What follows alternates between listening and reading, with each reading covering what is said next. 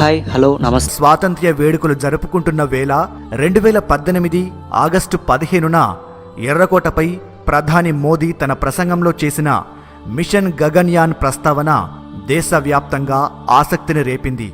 2022లోగా మన దేశం నుంచి ఏ దేశపుత్రుడో పుత్రికో ఎవరో ఒకరు అంతరిక్షంలోకి అడుగు పెట్టడం ఖాయం అని ఆయన చేసిన ప్రకటనకు దేశవ్యాప్తంగా హర్షం వ్యక్తమైంది. అన్నట్టుగానే 2018 డిసెంబర్ 28న గగన్యాన్ కార్యక్రమానికి కేంద్ర కేబినెట్ ఆమోదముద్ర వేసింది. అన్నీ అనుకున్నట్టు జరిగితే మరో 2 ఏళ్లలోనే మిషన్ గగన్యాన్తో ప్రపంచంలోనే మానవ సహిత రోదసి యాత్ర నిర్వహించిన 4వ దేశంగా భారత్ చరిత్ర పుటల్లోకి చేరనుంది. అమెరికా, రష్యా, చైనా వంటి అగ్రరాజ్యాలు మాత్రమే ఇప్పటివరకు మానవ సహిత అంతరిక్ష యాత్రలు చేయగా 42 సంవత్సరాల తర్వాత ఇప్పుడు 3 వ్యోమగాములతో మన దేశం అందుకు సిద్ధమవుతోంది. మంగళ్యాన్, చంద్రయాన్ 1, 2లతో చరిత్ర సృష్టించిన భారత అంతరిక్ష సంస్థ ఇస్రో మరో 3 సంవత్సరాలలో దాటనున్న 4వ మైలురాయి గురించి అనేక ఆసక్తికర విషయాలను ఇప్పుడు మనం తెలుసుకుందాం. రోదసిలోకి మనుషులను పంపడం అన్నది భారతదేశపు దశాబ్దాల కళ. 1984లో రాకేష్ శర్మ అంతరిక్షంలోకి వెళ్లిన తొలి భారతీయుడు కాగా 1997లో మొట్టమొదటి యాత్రలో 376 గంటలు అంతరిక్షంలో గడిపి తిరిగి 2003లో రెండోసారి కొలంబియా స్పేస్ షటిల్ తిరుగు ప్రయాణంలో ప్రమాదానికి లోనే మృతి చెందిన కల్పనా చావ్లా 2 సార్లు అంతరిక్ష యాత్ర చేసి 4 నెలల పాటు అంతర్జాతీయ అంతరిక్ష కేంద్రం ISSలో గడిపిన సునీతా విలియమ్స్ ఇద్దరు భారతీయ సంతతికి చెందిన మహిళలు తప్ప మరెవరూ అంతరిక్ష యాత్రలు చేయలేదు. నరేంద్ర మోదీ ప్రకటన వెలువడగానే వ్యోమగామి రాకేష్ శర్మ స్పందించారు. ఈ మాట కోసమే తాను 30 ఏళ్లుగా నిరీక్షిస్తున్నానని తెలిపారు. అంతరిక్షంలోకి వెళ్లిన మొదటి భారతీయుడిని నేనే కావచ్చు, కానీ మన దేశపు రాకెట్లో మన దేశపు సాంకేతికతతో వెళ్లే భారతీయుడే తొలి భారత వ్యోమగామి అవుతాడని ఆయన అన్నారు. అంతరిక్ష యాత్ర అంటే మాటలు కాదు, శారీరకంగా ఎన్నో మార్పులు ఎదుర్కోవాల్సి ఉంటుంది. మన దేశపు అంతరిక్ష సంస్థ ఇస్రో సైతం దశాబ్దాలుగా హ్యూమన్ స్పేస్ ప్రాజెక్టుకు రూపకల్పన చేస్తూ వస్తోంది. మానవ సహిత అంతరిక్ష యాత్ర గురించి మన దేశం చేస్తున్న ప్రయత్నాలు ఇప్పుడు ఓ కొలిక్కి వచ్చాయి. స్పేస్ షటిల్ ప్రాజెక్టు ముగిసిన తర్వాత అమెరికా భూభాగం నుంచి వ్యోమగాములను అంతరిక్షంలోకి పంపించలేదు. స్పేస్ ఎక్స్ సహా రష్యాకు చెందిన అంతరిక్ష సంస్థల సహకారంతో అవి కొనసాగుతున్నాయి. మిషన్ గగన్యాన్ కోసం భారీ పేలోడ్ను మోయగల లాంచ్ వెహికల్ అవసరమవుతుంది. అందుకోసమే పూర్తి స్వదేశీ టెక్నాలజీతో నిర్మితమైన GSLV Mark 3 రాకెట్ ద్వారా భారీ బరువును మోసే సామర్థ్యం పెంచుకుంది ఇస్రో. ప్రస్తుతం మిషన్ గగన్యాన్ కోసం 3 రకాలైన మాడ్యూళ్లను రాకెట్ మోసుకుపోవాల్సి ఉంటుంది. మనుషులు ప్రయాణించేందుకు క్రూ మాడ్యూల్, భూమి చుట్టూ తిరిగే ఆర్బిటాల్ మాడ్యూల్, సర్వీస్ మాడ్యూల్ ఉంటాయి. వీటితో పాటు రాకెట్ ప్రయాణానికి అవసరమయ్యే ఇంధనంతో 7 టన్నుల భారీ బరువును రాకెట్ అంతరిక్షంలోకి మోసుకుపోవాలి. దీనికి సరైన లాంచ్ వెహికల్గా ఇస్రో GSLV Mark 3ని ఎంపిక చేసుకుంది. 3 దశలుగా లిఫ్ట్ చేసే లాంచ్ వెహికల్ సెకండ్కు 7 కిలోమీటర్ల వేగంతో భూమి ఆకర్షణ నుంచి విడిపోతూ నింగిలోకి దూసుకుపోతూ దశల వారీగా విడిపోతూ 16 నిమిషాల్లోగా నిర్ణీత 120 కిలోమీటర్ల ఎత్తులో ప్రాథమిక కక్షలోకి ప్రవేశిస్తుంది. ఆపై నిర్దేశిత 300 నుంచి 400 కిలోమీటర్ల ఎత్తులో క్రూ మాడ్యూల్ స్థిరపడుతుంది. ఈ క్యాప్సుల్ ప్రతి 90 నిమిషాలకు ఒకసారి భూమిని చుట్టి వస్తుంది. అంతరిక్షంలో ఉండే మైక్రోగ్రావిటీ పరిస్థితిలో మన వ్యోమగాములు ప్రతి 24 గంటలకు ఒకసారి భారత్ను చూస్తారు. అలా 3 వ్యోమగాములు 7 రోజుల పాటు తమకు అప్పగించిన టాస్క్లను పూర్తి చేస్తారు. భూమి నుంచి రాకెట్ అంతరిక్షంలోకి చేరేందుకు కేవలం 16 నిమిషాలు మాత్రమే పడుతుండగా 3.7 డయామీటర్, 7 మీటర్ల ఎత్తు, 3 టన్నుల బరువుండే క్రూ మాడ్యూల్ తిరిగి భూమిని చేరేందుకు మాత్రం 36 నిమిషాల సమయం పడుతుంది. అత్యంత కీలకమైన, క్లిష్టతరమైన నిర్మాణం కలిగిన క్రూ మాడ్యూల్ను హిందుస్థాన్ ఏరోనాటిక్స్ లిమిటెడ్ సంస్థ రూపకల్పన చేసింది. అంతరిక్షంలో పనులు పూర్తి చేసుకుని తిరిగి వచ్చే క్రమంలో గ్రావిటీ కారణంగా క్రూ మాడ్యూల్ భూకక్షలోకి అత్యంత వేగంగా ప్రవేశిస్తుంది. భూమి ఆకర్షణ శక్తి కారణంగా గంటకు 25,000 కిలోమీటర్ల వేగంతో భూమి వైపు దూసుకు వస్తుంది. ఆ రాపిడికి మాడ్యూల్ ఎర్రగా మండిపోతుంది. అలాంటి సమయంలో మాడ్యూల్లో ఉన్న 3 వ్యోమగాములకు అపాయం జరగకుండా అనేక జాగ్రత్తలు తీసుకున్నారు. మాడ్యూల్ ఉపరితలంపై హీట్ షీల్డింగ్ పకడ్బందీ టెక్నాలజీతో రూపొందించారు. ఎంతటి వేడిమినైనా తట్టుకునేలా, ఊహించని కుదుపులను ధీటుగా ఎదుర్కొనేలా ఏర్పాట్లు చేశారు. కఠినమైన పరిస్థితుల్లో మాడ్యూల్కు సంబంధించిన రిహార్సల్స్ కార్యక్రమాలు ఇప్పటికే పూర్తి చేశారు. ఏ కారణంగానైనా రాకెట్ ప్రయోగం విఫలమై వ్యోమగాములకు ముప్పు వాటిల్లినప్పుడు రాకెట్లోని సిబ్బంది సురక్షితంగా బయటపడటం ప్రాజెక్టులో కీలక అంశంగా ఇస్రో భావిస్తోంది. ఈ అంశానికి సంబంధించి శ్రీహరికోటలోని సతీష్ ధావన్ స్పేస్ సెంటర్ నుంచి 2018 జూలై 5న ప్యాడ్ అబర్ట్ టెస్ట్ నిర్వహించింది. ఈ ప్రయోగంలో వ్యోమనౌక ప్రయాణాన్ని హఠాత్తుగా రద్దు చేయాల్సి వచ్చినప్పుడు సిబ్బంది ఉండే క్యాప్సిల్ సేఫ్గా ఎజెక్ట్ అయ్యి ప్రధాన రాకెట్ నుంచి ఒక్క ఉదుటున విడుదలవుతుంది. ఆపై భూమిపై సురక్షితంగా ల్యాండ్ అవ్వాలి. అందుకు సంబంధించిన అన్ని సాంకేతికతలను పరీక్షించడం విజయవంతంగా పూర్తయిందని ఇస్రో వెల్లడించింది. ప్రయోగం అబార్ట్ అయినప్పుడు 300 సెన్సార్లు ప్రయోగ పనితీరును వివిధ కోణాల్లో రికార్డు చేశాయని ఇస్రో తెలిపింది. అంతరిక్ష యాత్రలో కీలకమైన వ్యోమగాములు ధరించే స్పేస్ సూట్లను బెంగళూరు స్పేస్ ఎక్స్పో 2019 6th ఎడిషన్లో ప్రదర్శించారు.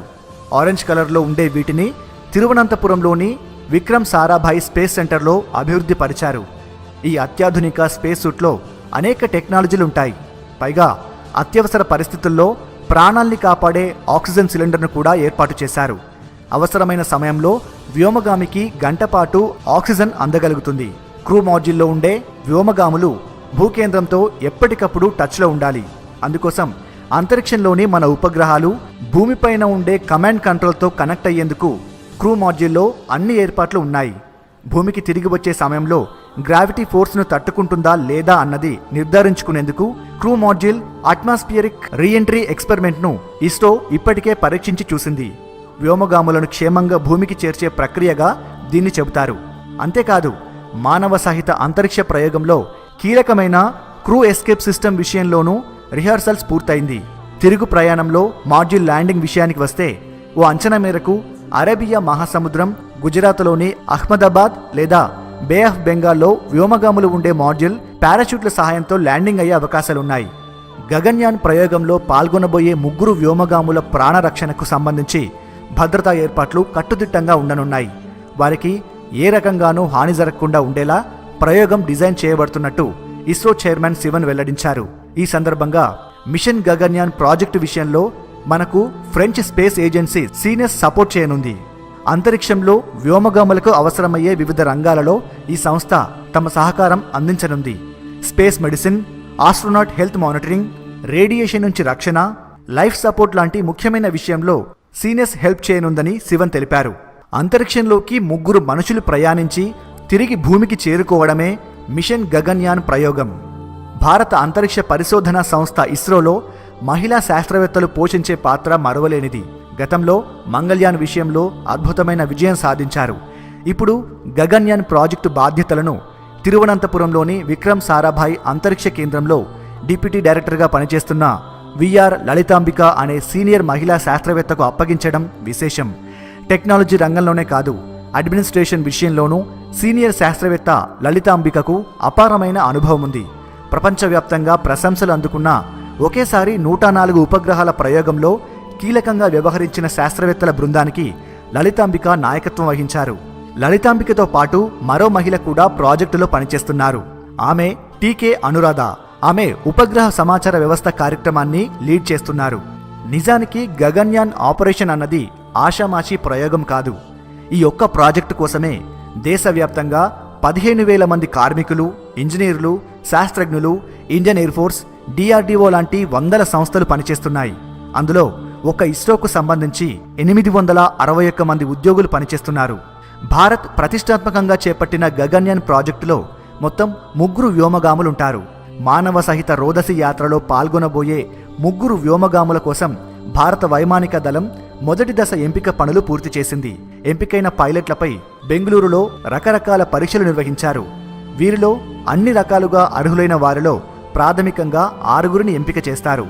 ఈ 6గురికి ప్రస్తుతం భారత్లో, ఆ తర్వాత రష్యా రాజధాని మాస్కోలోని యూరి గగారిన్ స్టార్ సిటీలో శిక్షణ కార్యక్రమం కొనసాగనుంది. అత్యంత కఠినంగా సాగే ఈ శిక్షణ కార్యక్రమంలో కేవలం 3 మాత్రమే అంతరిక్షానికి వెళ్తారు. ఆ 3 ఎవరన్నది అత్యంత సీక్రెట్గా ఉంచబడుతుంది.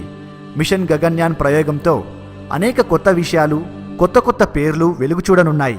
ఇప్పటివరకు అంతరిక్ష యాత్రికులను వ్యోమగాములు లేదా ఆస్ట్రోనాట్స్ అని వ్యవహరించడం మనం చూసాం. ఏ దేశమైనా తాము అంతరిక్షంలోకి పంపించే స్పేస్ ట్రావెలర్స్ను తమ దేశ భాషలో నిర్ణయించుకుంటారు.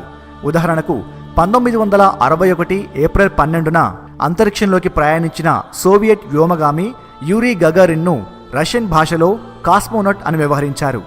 మరి ఇంగ్లీషు ప్రధాన భాషగా ఉన్న అమెరికా, యూకే, ఆస్ట్రేలియాలకు చెందిన వ్యోమగాముల్ని తమ భాషలోనే ఆస్ట్రోనట్లనే పిలవడం ఆనవాయితీగా మారింది. అలాగే 1998లో తమ తొలి అంతరిక్ష యాత్రికుడిని అంతరిక్షంలోకి పంపిన చైనా తమ వ్యోమగామిని టైకోనాట్ అని పిలవడం విశేషం. టైకో అంటే చైనీస్ భాషలో అంతరిక్షం, నాట్ అంటే వ్యోమగామి అని అర్థం. ఆ క్రమంలోనే ఇప్పుడు భారత్ సైతం తమ తొలి అంతరిక్ష యాత్రికుడికి వ్యోమనాట్ అనే ఓ కొత్త పేరును ఖాయం చేసింది.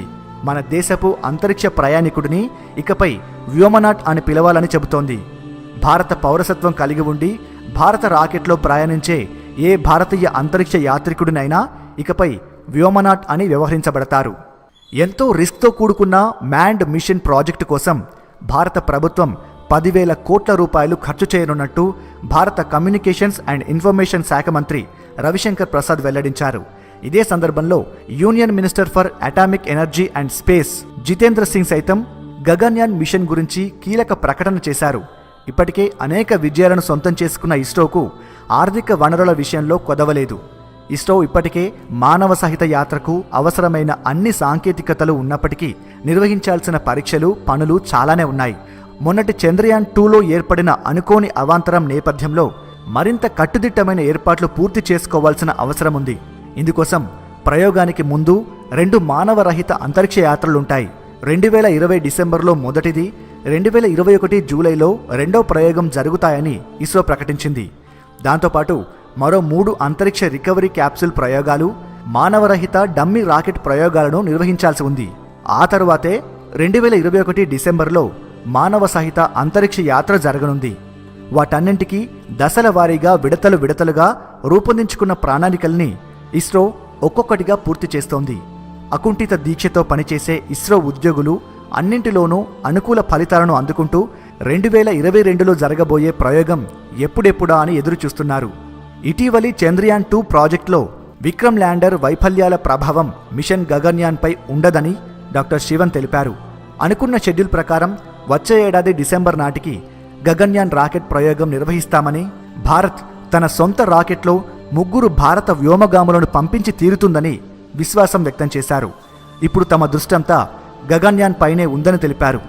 ఇప్పటిదాకా విద్య, సమాచార వ్యవస్థ, రిమోట్ సెన్సింగ్ లాంటి రంగాలలో ఇస్రో 100% విజయం నమోదు చేసుకుంది.